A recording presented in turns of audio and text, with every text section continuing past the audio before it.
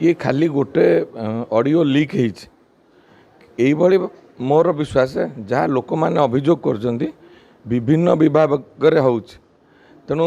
लोक जो विश्वास रे सरकार को परिवर्तन कले एवं आमको भोट देले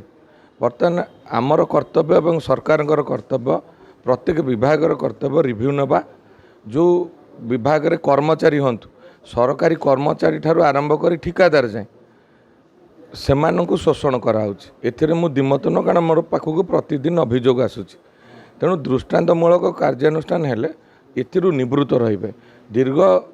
78 वर्ष धरी यही व्यवस्था चली एवं पूर्व सरकार 24 वर्ष रे या व्यापक हैला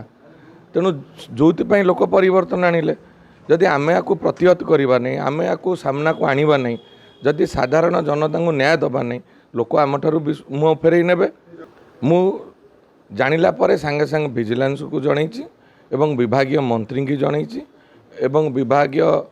सरकारी पदाधिकारी को जनईछि एवं तांको विरुद्ध रे लेखिकी देइछि दृष्टांतमूलक कार्यानुष्ठान पाई। मु तो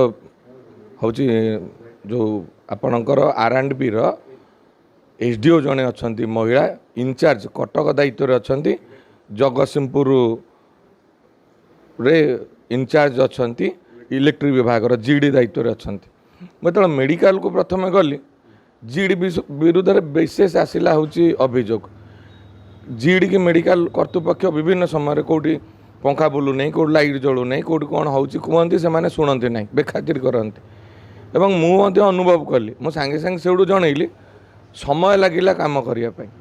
तेणु मु अनुभव करुची जीडी डिपार्टमेंट एवं पर्टिकुलारली R&B रो इलेक्ट्रिकल डिविजन सठिक भाव में काम करूना निश्चित भाव में हम सरकार को अवगत करैछि एवं मोर विश्वास अच्छी सरकार उपरे मोर विश्वास अच्छी मंत्री ऊपर दृढ़ कार्यानुष्ठान हम।